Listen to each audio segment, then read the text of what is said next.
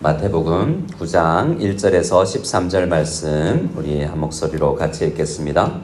예수께서 배에 오르사 건너가 본 동네에 이르시니 침상에 누운 중풍병자를 사람들이 데리고 오거늘 예수께서 그들의 믿음을 보시고 중풍병자에게 이르시되 작은 자야 안심하라 내 죄 사함을 받았느니라.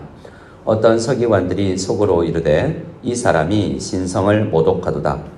예수께서 그 생각을 아시고 이르시되 너희가 어찌하여 마음에 악한 생각을 하느냐.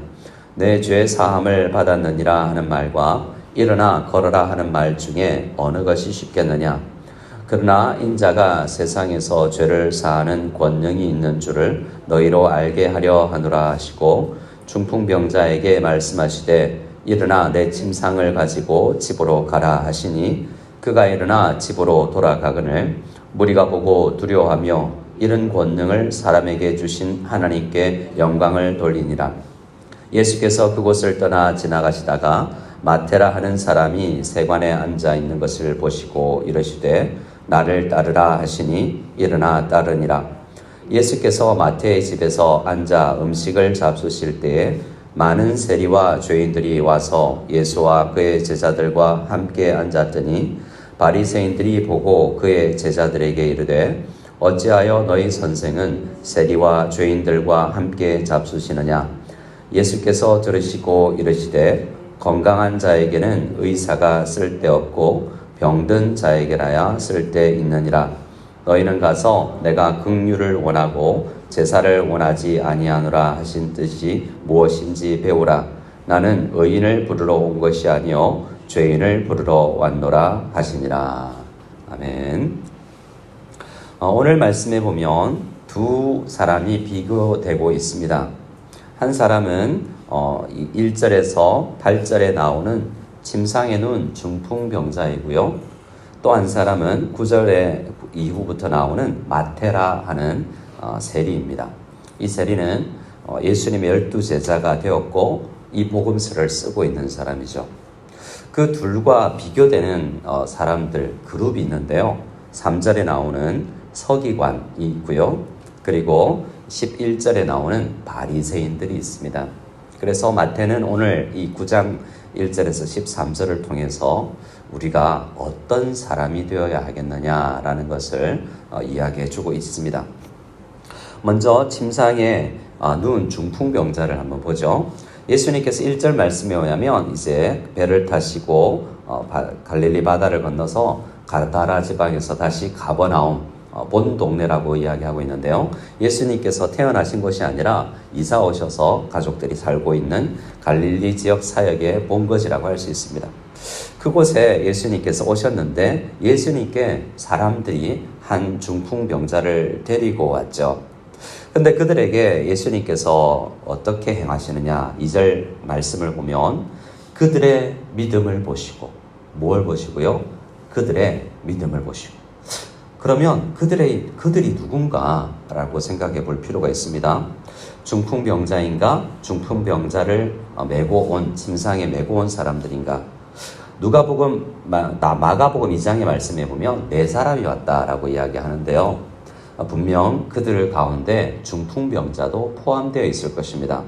왜냐하면 예수님의 말씀을 보면 작은 자야, 소자야, 테크논이라는 이 단어는 나이가 어리기도 하고요.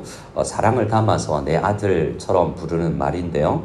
안심하라, 내 죄 사함을 받았느니라 라고 이야기하고 있습니다. 우리가 알고 있는 것처럼 죄 사함은 믿음 없이는 받지 못하는 거죠.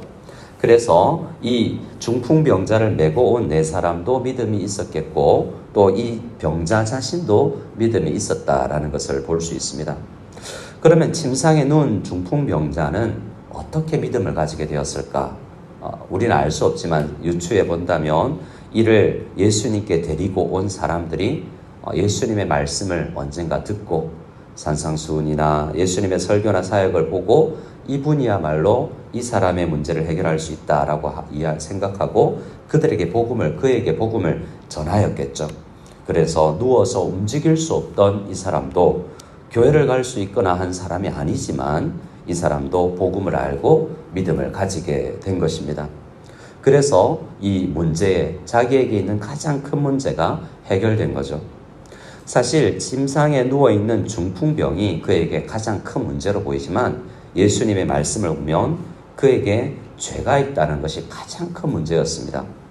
그래서 그가 병을 낫고 나서 오늘 말씀에 보면 이 7절에 보면 그가 일어나서 누워서 왔으나 일어나서 집으로 돌아갔다라고 이야기하는데요.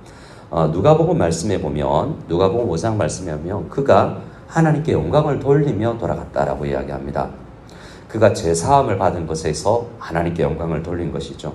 물론 실질적인 문제, 내 몸과 내 환경, 이 경제적 문제, 기타 등등 많은 문제가 해결되는 것, 우리의 기도의 제목이 해결되는 것이 아주 큰 은혜이지만 죄 문제는 해결할 사람이 없는데 예수님께 와서 죄 문제가 해결되었기 때문에 이 죄 문제가 그에게 가장 큰 문제였다고 할 수 있겠습니다.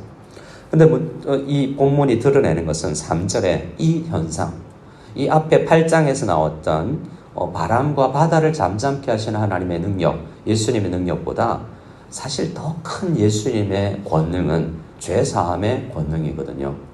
어떤 물리적인 문제를 해결하는 것이 아니라 죄사함의 능력, 병치유의 능력보다 죄사함의 권능이 예수님께서 가지신 가장 큰 본유적인 능력이라는 것입니다. 근데 이 현장을 보고서도 서기관들이 속으로 하나님께 대한 신성모독이다라고 생각을 했던 것입니다. 이 서기관들은 율법을 필사하는 사람들인데요. 주로 레위 지파 사람들이 하던 일로서 집안 대대로 물려오는 일들이었습니다. 일찍 아주 우리 같으면 초등학교도 가지 않을 때부터 율법을 배워서 이제 14살쯤 되면 율법을 가르치지는 못할 정도 상당히 위치에 오르는 사람, 나이 40까지 거의 평생을 성경을 공부하고 필사해야만 이 서기관이 될 수 있었습니다. 성경을 잘 아는 사람들이죠. 그런데 그들이 속으로 생각하기를 이건 신성모독이다라고 생각한 것입니다. 예수님은 그것을 보시고 뭐라고 그들에게 말씀하십니까? 너희가 악한 생각을 했다. 왜 그러냐? 자, 5절 말씀에 내가 내 죄 사함을 받았느니라 하는 말과 일어나 걸어가라 하는 말 중에 어느 것이 쉽겠느냐? 우리에게는 둘 다 어려운 말이죠.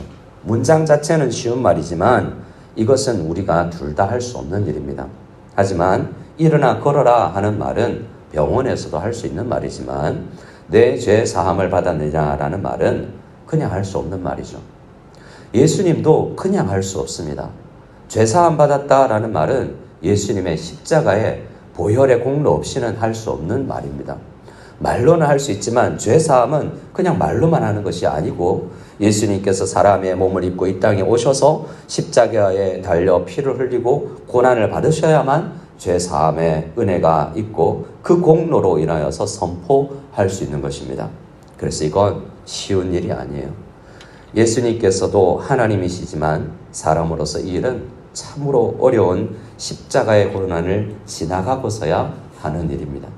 이 십자가의 공로는 시간을 초월하여서 아직 십자가 사건이 일어나지 않았지만 그 공로를 인하여서 지금 이 시간도 선포할 수 있는 것이고 세월이 2000년이 지났지만 오늘도 주님께서는 이 믿음 있는 사람들에게 죄 사함을 받았다라는 말을 할 수 있는 것입니다.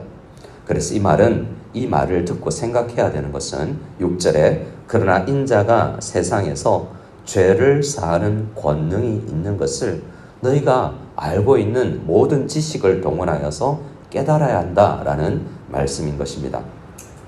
이 말씀 이후에 9절 이후의 말씀을 보면 우리가 아는 이 성경을 쓰고 있는 마태라는 사람이 소개되고 있는데요. 잘 아는 것처럼 마태는 레위라는 이름으로도 불렸습니다.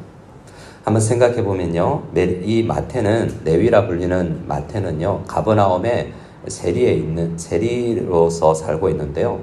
사람들에게 손가락질 받았습니다.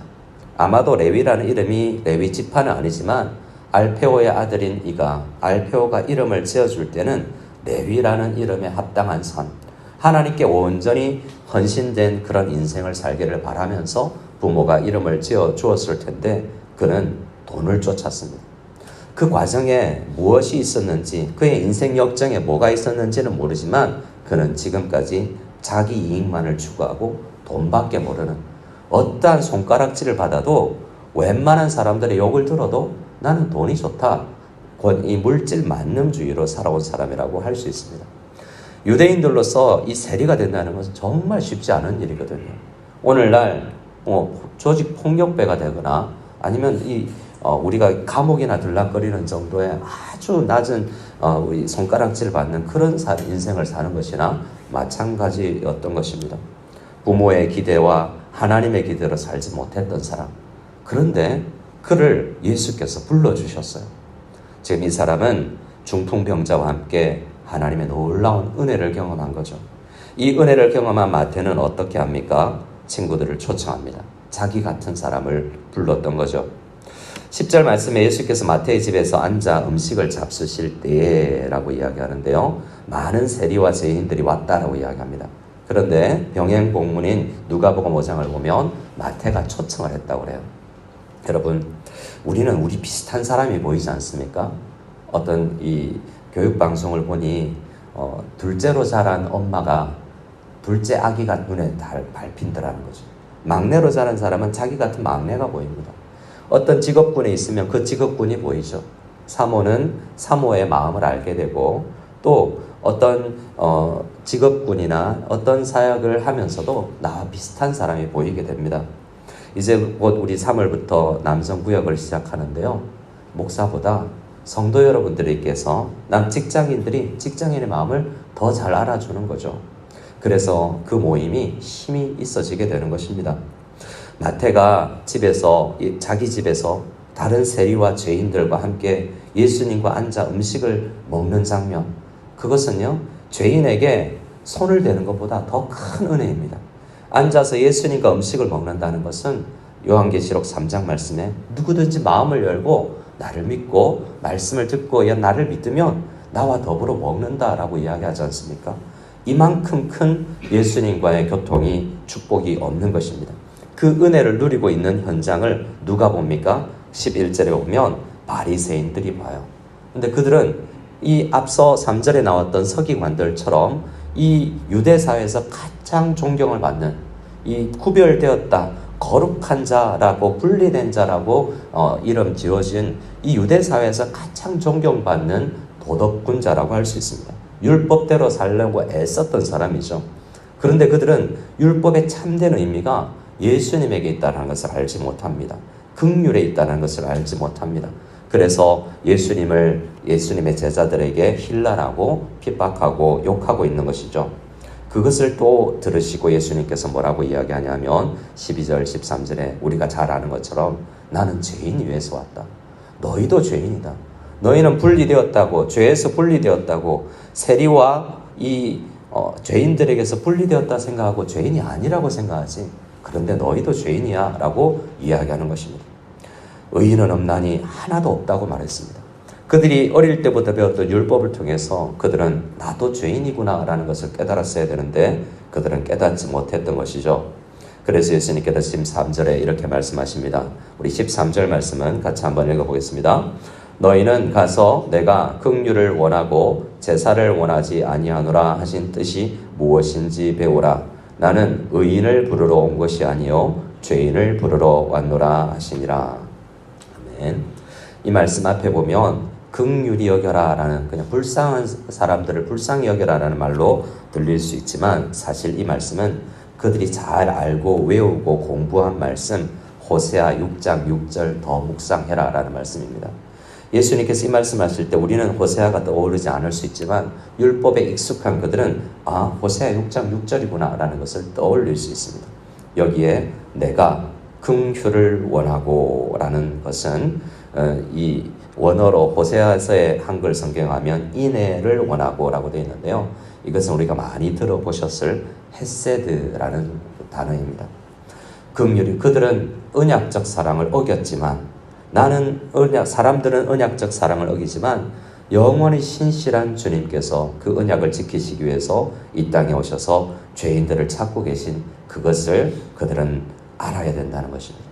너희들이 소중히 여기고 있는 제사, 그것도 나를 지칭하고 있는 것이다 라는 것을 깨닫고 진짜 제사가 율법이 가르치고 있는 그 예수님, 나를 불쌍히 여기시고 내 죄를 사하실 뿐만 아니라 우리에게 안심하라고 위로까지 해주시고 나에게 있는 기도의 제목을 들으시고 죄를 사할 뿐만 아니라 우리의 중풍병도 우리의 사회적 소외감도 마음도 고치시는 우리 주님의 그 놀라운 은혜를 긍휼을 그 인애를 그 햇새들을 경험하기를 원하는 것입니다. 이 아침에 우리 간절히 이 말씀 붙잡고 하나님 나도 예수님의 인애를 예수님의 햇새의 사랑을 경험하고 나 같은 사람을 불러 나도 햇새들을 전할 수 있는 믿음의 사람 되게 하옵소서 간절히 기도하며 이 하루를 시작하는 우리 모두가 될 수 있기를 소원합니다.